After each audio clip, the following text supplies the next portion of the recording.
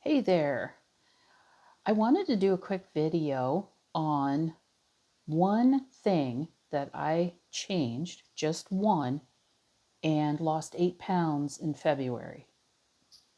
It was no big deal, but I thought I need to share this. So I had, a lot of you know, I had back surgery. I had some vertebrae fused in my back, had hardware put in. And between medication and pain and stress and everything else, I gained some weight. And I knew I needed to do something about it. So I waited till a lot of the medications had fallen off, evaluated where I was at, and decided, okay, I need to do something about this. So what I did was I set a reasonable goal of losing 1 pound a week and over the next 6 months. And I thought that's pretty doable. 1 pound is equivalent of 3,500 calories. You know, you always lose weight faster in the beginning, obviously because of water weight and all that garbage. But I didn't change my food and I wasn't exercising. So you're probably looking at me like, well, what did you do? I mean, I've been shot up with steroids and everything else, and I have not changed anything. Um, if I want something sweet, I will eat it. If I want a slice of pizza, I will eat it. Um, the only thing I changed was I just started logging my food. I weighed in on February 1st and did a dry weight, weighed in, and all I did was started using this app that I like. You can use whatever app you want, but I just started logging my food. Now, part of that is too, obviously, macros, and people go, what? Macros are your protein, your carbohydrate, and your fat content. But right now, I didn't even mess with that. All I did was started logging my food in an app. Um, and it's been really helpful for me because part of it is accountability. You know, you sit there and you go, do you really want to eat this? You know, you only have so many calories. I will say one thing that I did do that works really well for me personally is I did flexible eating. So Monday through Thursday, I'm at work, I'm bring my food, I'm really strict, meaning I make sure that I eat in the morning. You know, I still have my coffee with the oat milk in it and all that stuff, but I'm much more focused at work. So I bring my food, I eat what's in my bag, and then I'm done for the day until I go home. I have snacks. If I want a snack, I eat it and I log it. Um, so, but what that does during the week is I figured out what my calorie intake should be. And now I'm going to preface this with saying I can't really exercise right now. Even walking is a problem.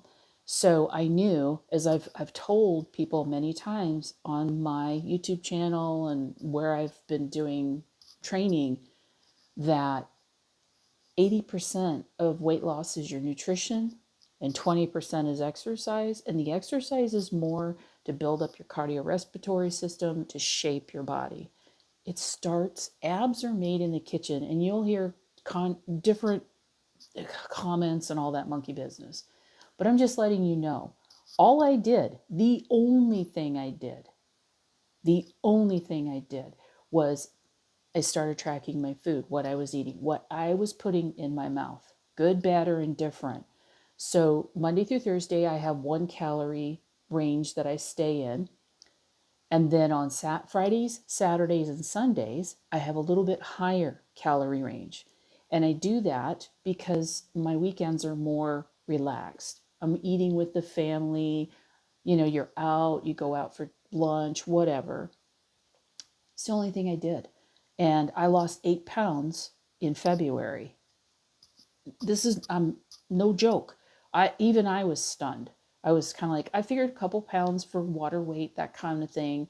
And I was like, wow. So I log my weight once a week, whatever day. I think it's on Friday mornings. I do a dry weight. I log it in my app.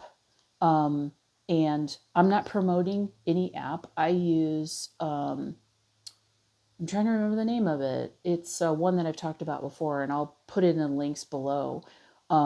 But the other thing I do is, like I said, I'm not tracking my macros right now, because I have so much in protein, so much in. The one thing I do is I do watch my sodium, I watch the cholesterol intake, those type things. Even my blood work. I just had a full cardiac panel done, and it came back great. My triglycerides dropped. And, they're telling you don't drink soda, don't do this, don't drink sugary drinks. I didn't do anything different. All I did was log my food and stay. And there were times, confession, that I went over my calories, not by 100 or 200, but maybe 300. And I just kept logging it. And so I encourage you to think about the good, the bad, the ugly of, and I know some people get really triggered with logging their food. If you don't want to do it through an app, then just write it down and just track your protein, um, and your calories. But honestly, it's about accountability. It's like me saying, okay, I have to do this. I know I have to do this because it keeps me accountable to me. If there's a binge situation or any kind of eating disorder, um, seek professional help with that.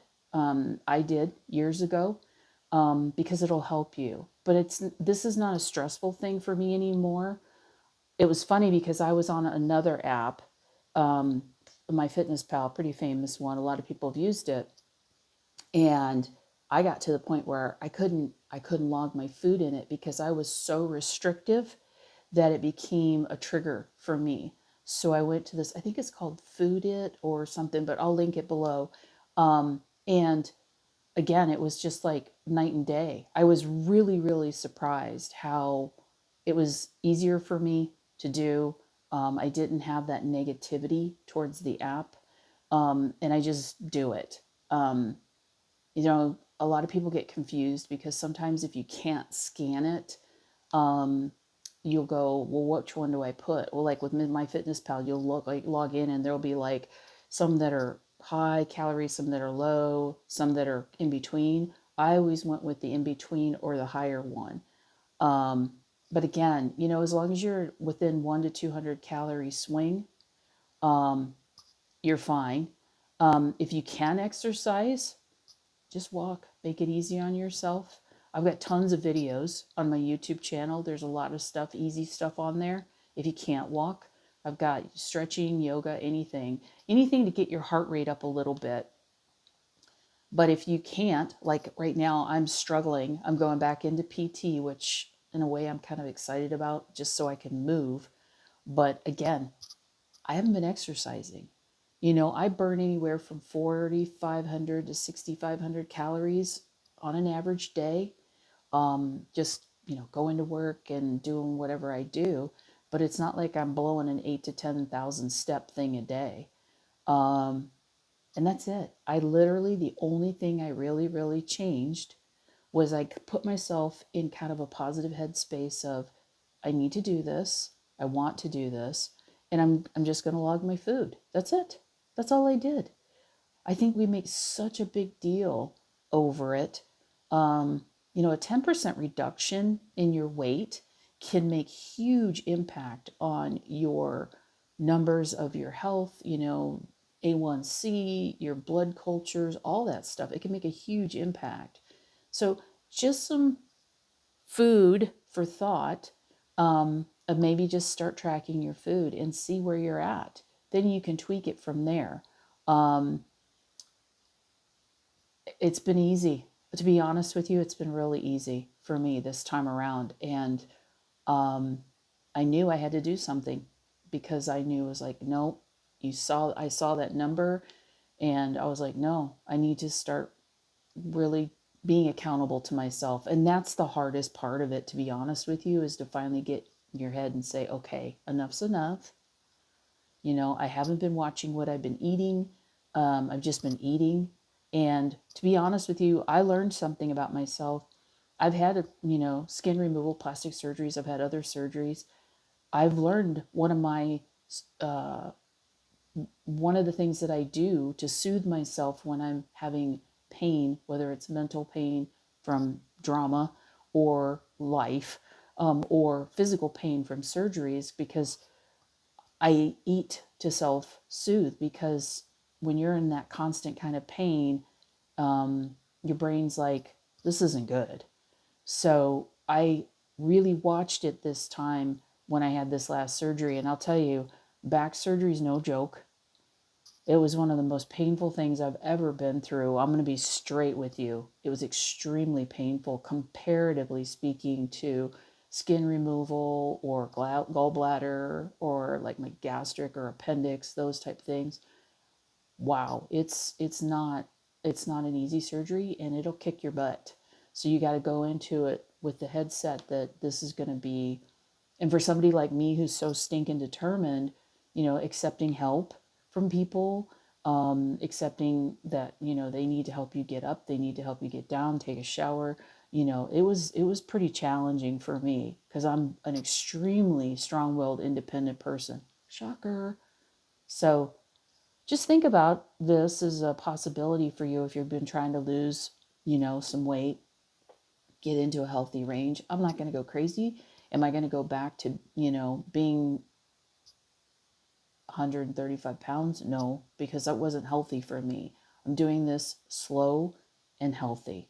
So just something to think about. If you want to reach out, you can reach out here in the comments below, or you can message me via Instagram. I'm at CL Dales. Or feel free to drop me a message at my business account, saved by the number 5 fitness.com, at gmail.com. You can get it through my website too, same thing. But please, if you know of somebody who's struggling, forward them this video just to listen to it. And if you have any friends that you want to recommend my channel to on YouTube, I would be grateful. And if you haven't subscribed, please click and subscribe, because that helps me build my viewership. And that's all I'm going to say about all that. But take care of you, because only you can. Peace.